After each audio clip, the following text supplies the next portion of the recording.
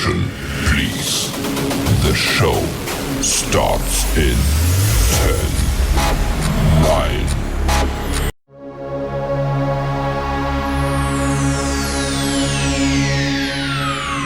Ladies and gentlemen, may I have your attention, please? The show starts in 10, 9, 8, 7, 6, 5, 4, 3, 2, 1, go.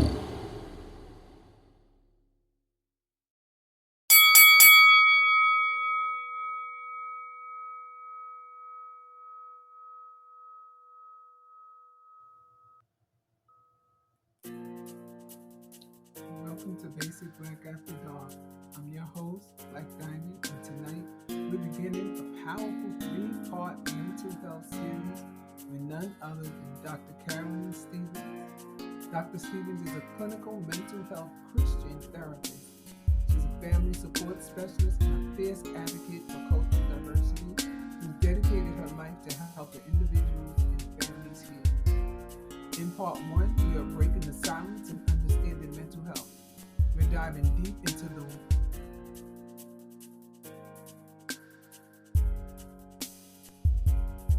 why so many in our invisible burden.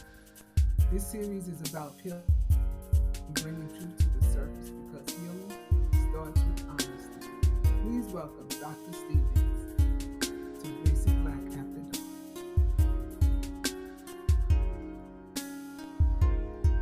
Hello, Dr. Stevens.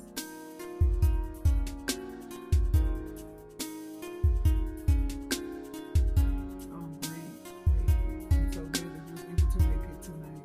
Thank you so much for being a part of this series because I think that the mental health and educating the community is very important. So I want you to define mental health, Dr. Stevens. When you hear the term mental health, what does it truly mean? What do people often misunderstand about it? Okay, and that's a really good question. So, mental health is health concerns, health care that focuses on any aspect of your mind. Okay, so we all should focus on our mental health. Now, of course, where misconceptions come in at is that people sometimes get the terms confused when you say mental health with mental illness, and that's sometimes How where do you people. explain the difference? So when you explain the difference, is that we all a part of it. So as human beings, we have our physical health.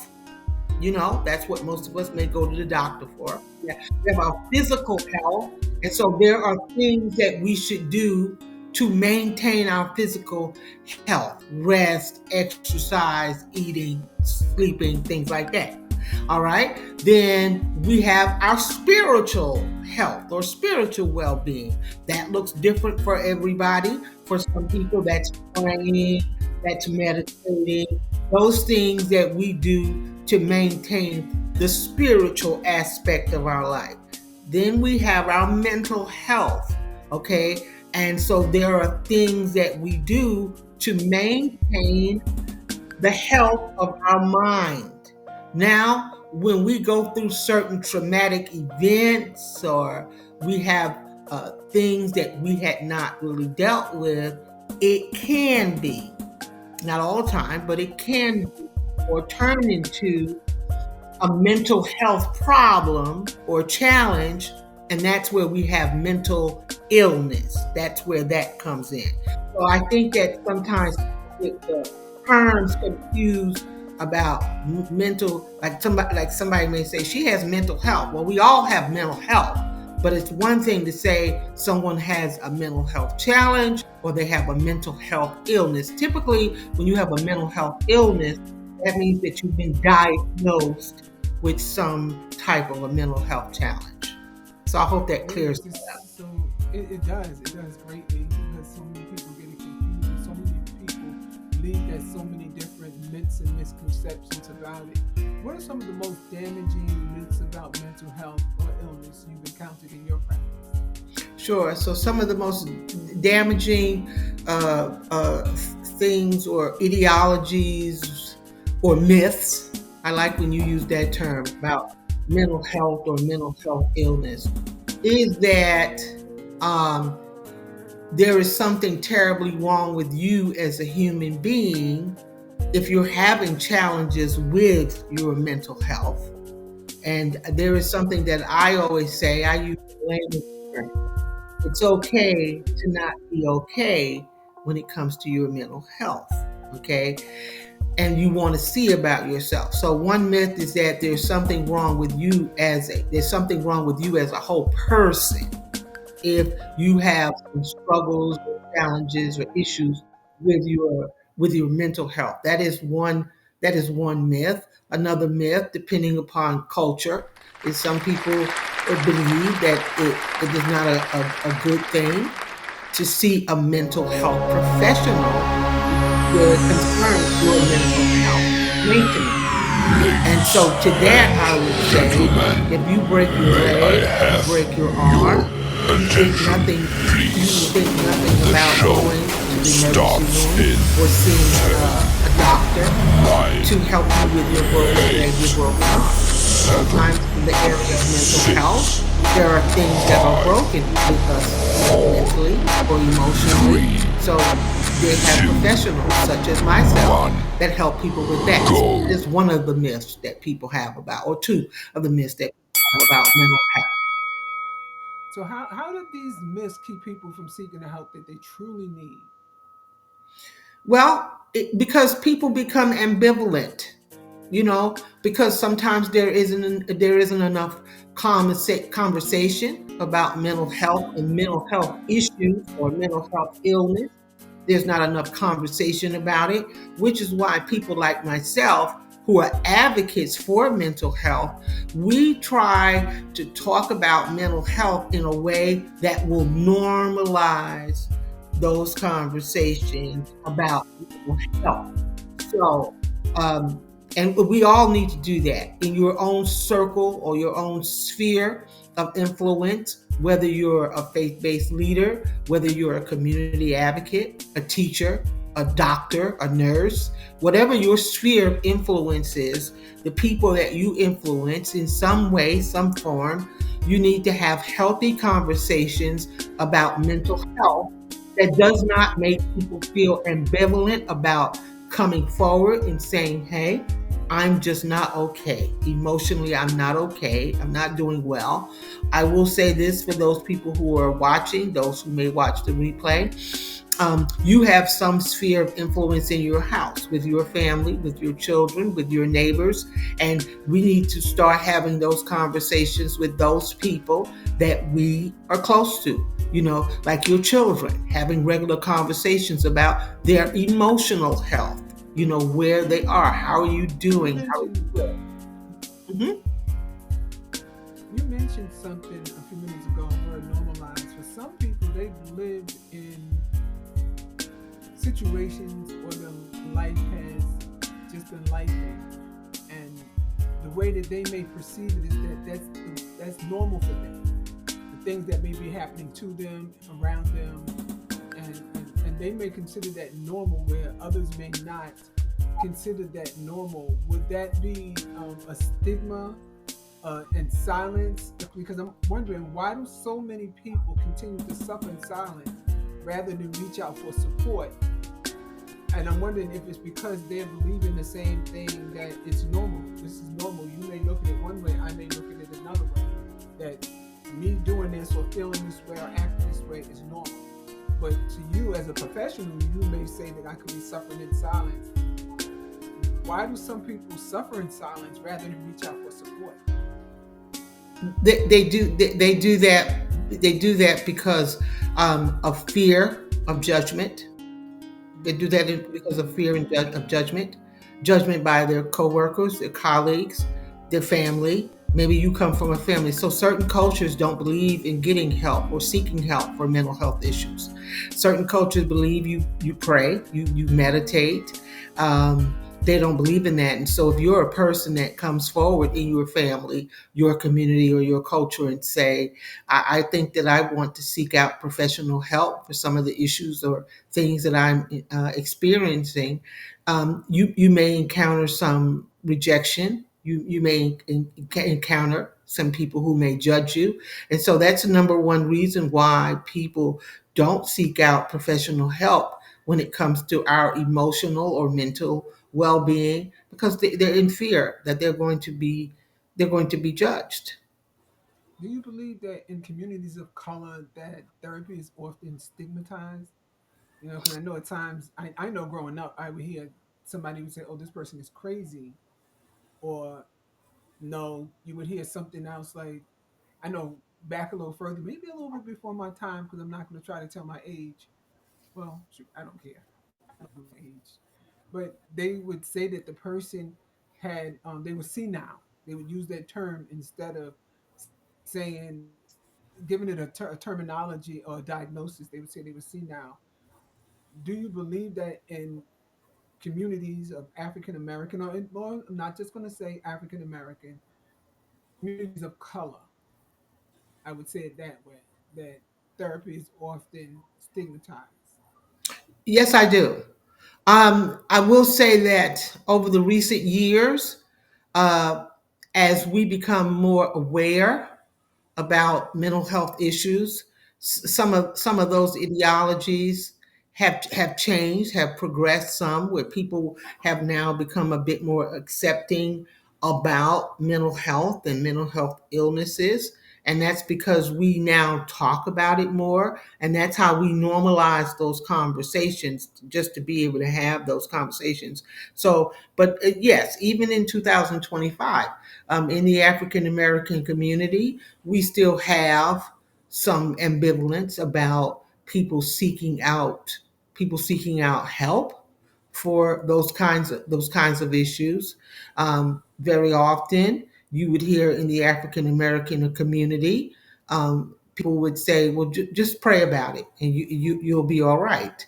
And I am certainly one in my own personal life that does adhere to prayer. I am a person that believes in prayer.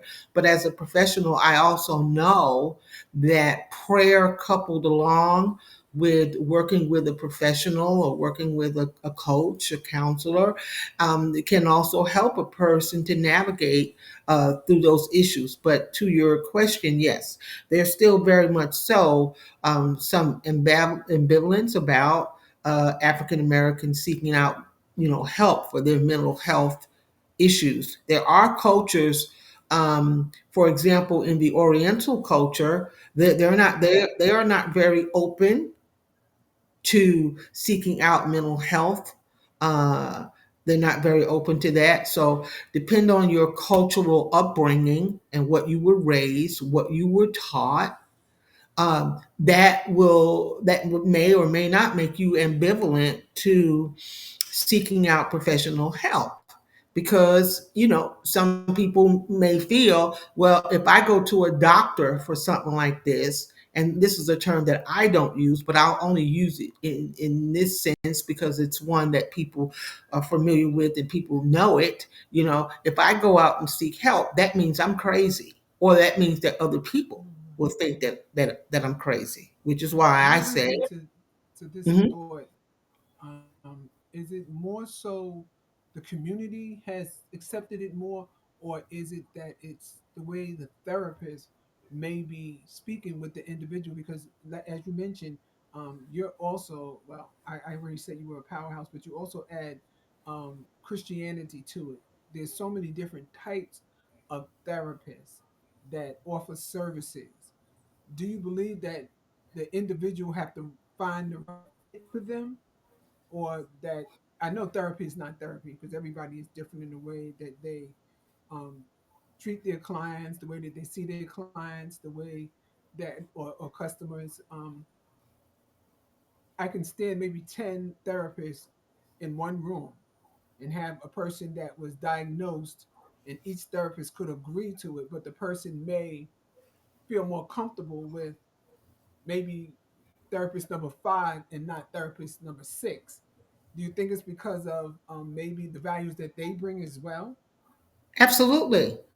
Absolutely. Therapists, each, every therapist has a different modality that they operate in. For example, I'm a licensed Christian counselor, as well as I practice community therapy, or what people would call secular therapy. But I'm a licensed therapist that practice Bible-based therapy as well.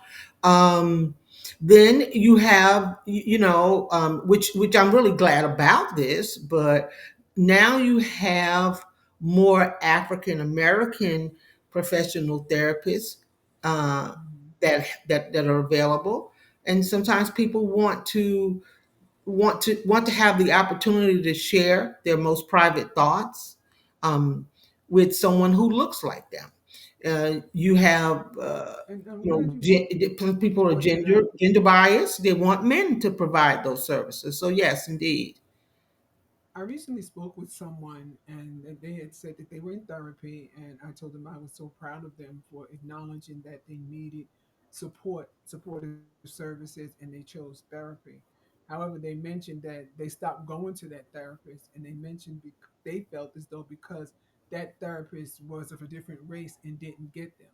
What are some of the early signs that someone might be struggling with their mental health, or with struggling with maybe choosing a therapist?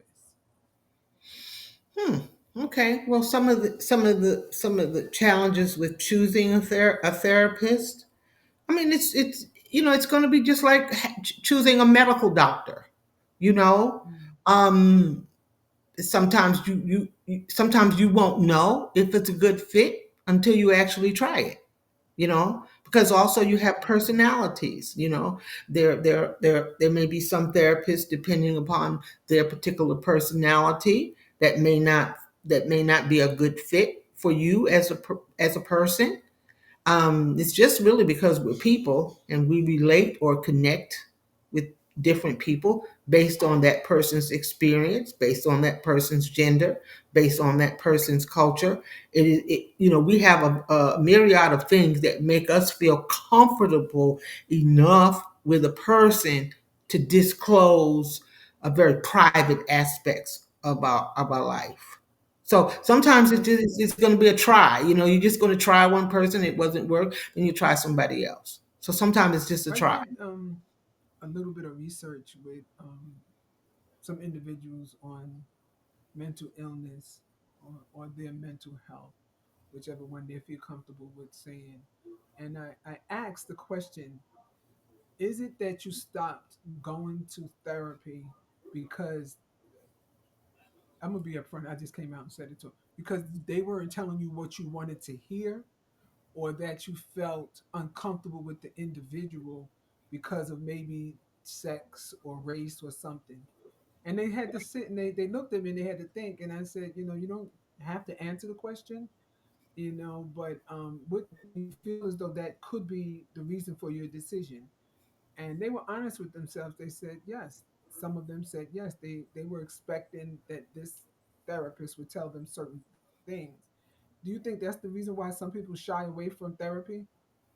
I think that's the reason why some people shy away from therapists, pastors, teachers, trainers, coaches. I don't think it's just that they shy away from therapists. I think that sometimes, depending upon what a person's issues are, they may shy away from anyone who may be candid with them, because now you're talking about um, getting to some root causes, some underlying issues, and there's just some people who they just don't like that. But here's the thing I want to say about that: when you really want to heal, so that's when You're tired of feeling the way you've been feeling, operating the way you've been operating, getting the responses you have been getting from family, friends, relationships, or whatever. You're going to open up yourself to someone to be candid with you about what you're dealing with. But yes, to your question, I do think that there's some people, but I think that's just not with therapists. I think that's with a whole lot of other people. So then, how could we check in with ourselves or with our loved ones without judgment? Well, checking in with ourselves. Even with being a therapist, everything is built on trust. You know, people come to me and stay with me because they learn how to trust me. So therapists have to build a relationship with a person. You just aren't providing a service. You're building a relationship with a person so that they give you the opportunity to come into their lives and talk to them about very private things in their lives. So I would say, to your question, that individual uh, has to make up in their mind, I need to trust somebody. And it's just a matter of who you're going to trust because they really want to get well. So I hope that answers your So question. Yeah, building a rapport is very important. very. Trauma's hidden influence silently shapes our thoughts, behaviors, and relationships, often long before we realize its presence. How do unspoken trauma, especially childhood or generational trauma, show up in our everyday lives? So the thing about what you termed as unspoken trauma.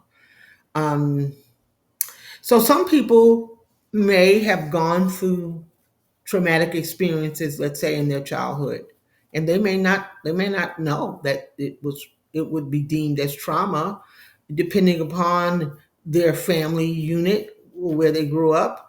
They may have seen, as you mentioned earlier, they may have seen that as being normal, and so they could have encountered the trauma when they were 5, 10 years old, or maybe an adolescent, but I would say mostly a child. And then they reach the age of 30, 40, and they start to realize that there are things in their life that seem to be dysfunctioning, relationships, jobs, what have you.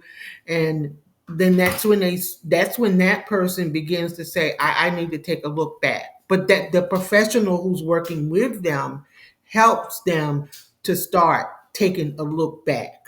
You know, where did the trauma come from? Where did the behaviors come from? Because when people have certain behaviors, they just don't pop up. I mean, they come from somewhere. People act the way they do for a reason. They come from somewhere. It's just that sometimes with trauma can be so buried, so deep, that it may have happened to you as a child, but you may not realize it until you become an adult. So some people, I guess they're in denial. What role does denial play in preventing us from addressing the cracks beneath our surface, pun intended? Well, denial plays a very big part in it, because especially if you have loved ones, family, friends, relationships, um, where people are telling you and you're hearing the same thing from different people. It's always the same kind of behavior that you're putting out, the same kinds of responses you're hearing that from people. And if you just at a point where you just don't, you're denying what people are saying, but everybody's saying it. Um, that's going to prove to be very problematic, because you're not getting to the core of the problem. When you have to sit down with yourself and do some introspection. Most people that come to me, for therapy, they don't necessarily know what's wrong. They just know that there's something wrong. They don't know what's wrong, and that's what I'm there for, to help, so we can help. I can help you figure out what's wrong, but they know something is wrong, probably because they're friends. They've had lots of boyfriends or husbands or wives or what have you. People have been telling them the same thing. And so now this person says, I can never do well in relationships, but in everybody, every partner I've been with, they're all saying the same thing. So I'm here today because I need to figure out what is actually going on with me because everybody's saying the same thing. Stories and humanity are intertwined, as the tales we tell reveal the depths of our shared struggles, triumphs, and dreams. Without naming any names, could you share a story that illustrates either the cost of silence or the power of speaking up? Oh wow! So the cost of silence. Okay, so I'll speak to that. The cost of silence. I'll use the African diaspora, our culture as a whole, when we talk about the cost of silence.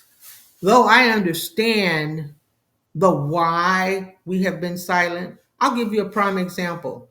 Um, our guests that are on with us tonight, sure, I'm sure that everybody, if they had microphones and could speak, we all could finish this sentence if I started it, and if I said, how many of you know how to finish this sentence? What goes on in this house? Everybody could probably answer that question. They could probably put it in the chat. Everybody here is going to say what goes on in this house stays in this house. So, as a culture, the African diaspora, we are infamous for that, for keeping things silent. Though I understand our reason behind why uh, we have kept so much silence.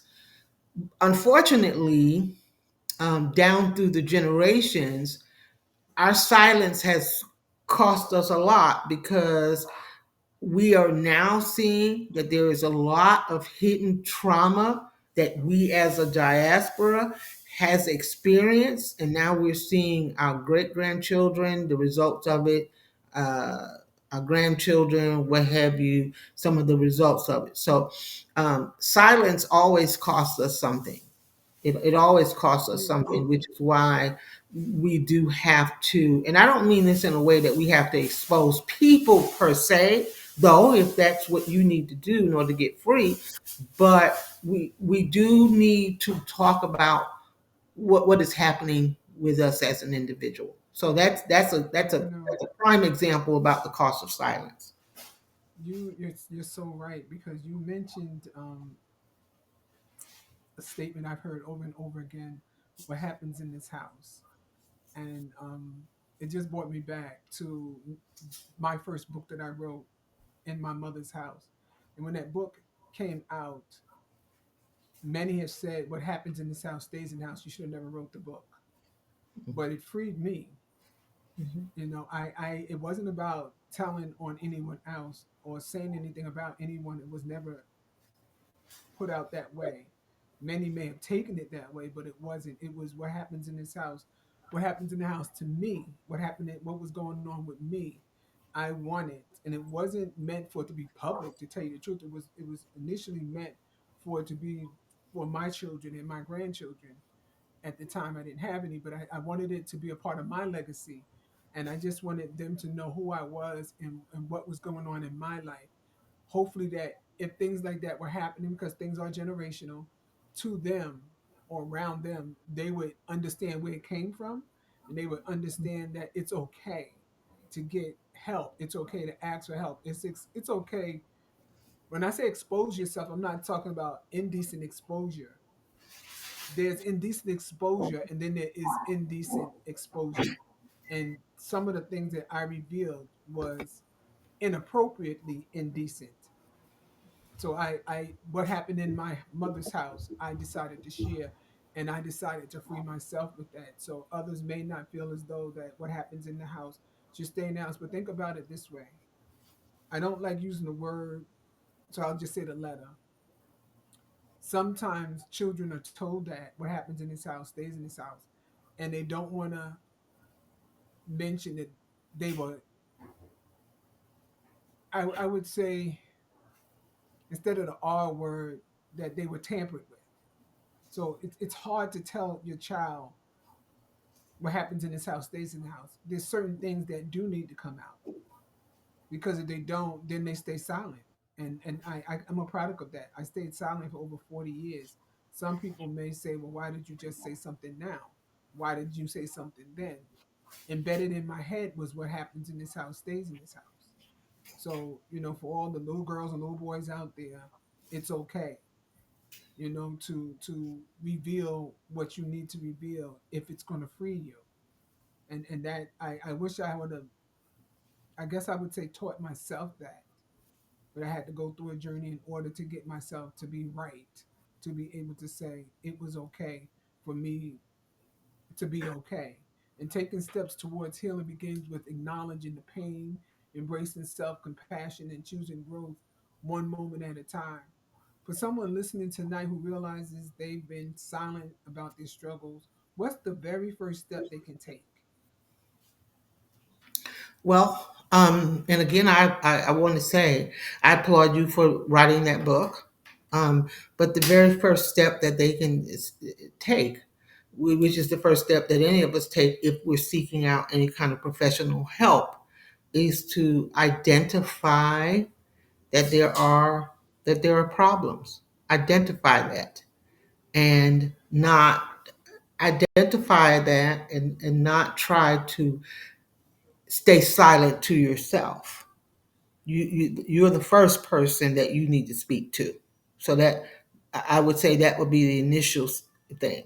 It's you're the first person that you need to speak to, because oftentimes what hinders us or disallows us from speaking is because we're listening to the voices of others, which those voices are very, very strong. So I would say the first step is to speak to yourself, have that conversation with yourself. And if there's something wrong, if you tell yourself there is something wrong, I may not know what that is, I may not know what that something is, but there is something wrong. And I would say journaling is a very powerful thing. Perhaps you want to journal, write your thoughts down, write down what has happened to you. That may be another powerful things, but those would be, I would say, the very first two things. And if you have a trusted person in your life that you feel comfortable, it may not be a therapist at that point, but if you have a trusted person, that trusted person could be your husband. Let's say, for instance, you're married to an individual, and you start to notice certain behaviors with that individual, and that individual now begins to want to disclose things that happened to them in their childhood or something like that. So I would certainly say, having a trusted individual, sister, friend, brother, a trusted individual, pastor, or something like that, who may in turn say, hey, I'm here for you to support you, but I do think that you need to seek out some professional help. So those are some practical tools, habits, or even daily shifts that Dr. Stevens had recommended, and that starts the journey towards a better mental health. And it's no shame in that, and admitting even to yourself that I need help. I need help. You need help with directions. You need help with crossword puzzles. You need help if you, and I say it this way, and I say it to many people. If you had a headache, you would take medication because that helps that portion of your mental health, because that is a part of your mental health. So to acknowledge that, there's no shame in it at all. No. Tonight, Dr. Stevens helped us understand that mental health isn't a weakness. It's a part of our overall well-being. And silence, while it may feel safe, doesn't protect us. It isolates us. So this week, I encourage you to ask yourself, where in my life have I been silent about my pain?